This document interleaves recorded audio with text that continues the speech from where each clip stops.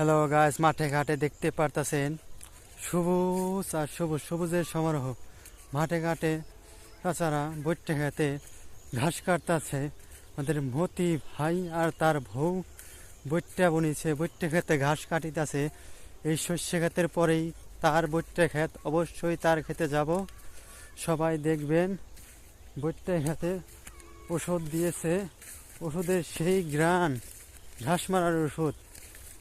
ঘ্রাণ শুনতে অনেক ভাল লাগে, জানি সেন্ট মাখলাম গায়ে বৈঠে ক্ষেতের ওষুধের ধকে। অবশ্যই আসবেন আমাদের এই খালের ওপার পিপুলিয়া গ্রাম চকের অনেক সূর্য বিকেলবেলা কেবল আলোকিত শেষের পর্যায়ে আলোর কিরণ আমার চেহারায় পড়তেছে, সবাই দেখতে পারতেছেন। বিকালবেলা অনেক সুন্দর লাগে ঘুরতে। বিকালবেলা কার না লাগে চক পাতারে ঘুরতে বেড়াইতে। সবাই অবশ্যই আসবেন আমাদের এই পিপুলিয়া গ্রামের খালের ওপার শামীম ভাইয়ের বৈঠা খেত দেখতে। অবশ্যই পরিশোধে চাকরি করে সে। শামীম ভাই কাকা থেকে ভাই হয়ে গেছে সে। বাপ বেটা যেমন ইলেকশনের পরে ভাই, ইলেকশনের সময় বাপ বেটা ভাই ভাই, পরিস্থিতির শিকারে চাচা হয়ে গেছে ভাই। দেখতে পারতাছেন আমাদের ভাইয়েরা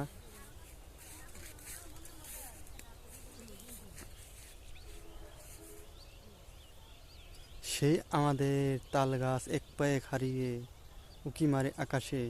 আস্তে আস্তে ধীরে ধীরে অনেক অত্যাচার করা হয়েছে এই তাল গাছের উপর, তাও সে হার মানে নাই।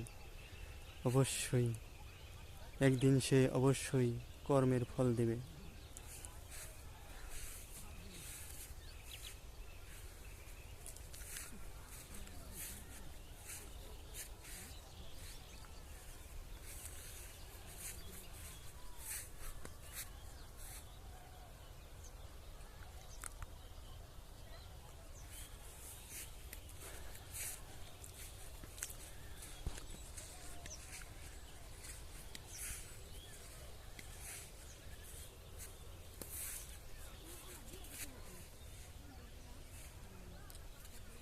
যারা প্রবাসে আছেন, গ্রামের ভাই বিরাদার ও চাচা চাচারা অবশ্যই দেখবেন, আপনারা একসময় এই চকে অবশ্যই গরু ছাগল অবশ্যই চড়াইছেন। এখন আর আগের মতন নাই।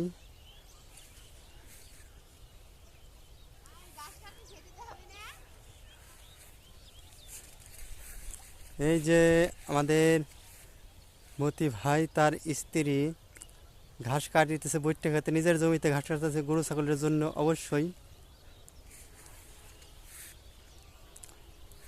কর্মই ধর্ম, কর্ম করে যে খায় তার কোনো দিন ভাতের অভাব হয় না, টাকার অভাবও হয় না।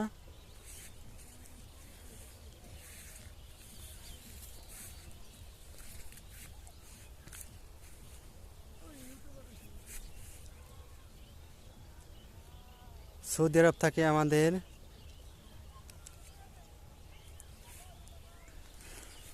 ভাই বেরাদার, অবশ্যই চাচারা, তারা অবশ্যই দেখবেন একসময় এই চকে অনেক ছাগল রাখতেন। এই তাল গাছের নিচে অনেক জিরাইছেন। পর্তুগালের থাকে এক চাচা, তার ভাই অবশ্যই এই চকে ক্ষেত খোলা বনে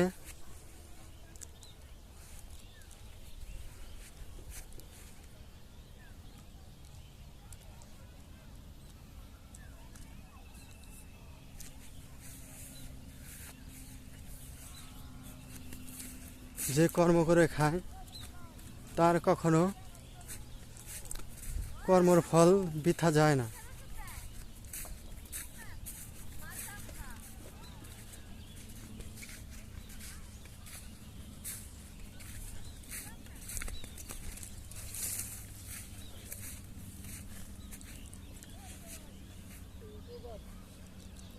এই যে আমাদের মতি ভাই, আপনি কিছু বলবেন নাকি?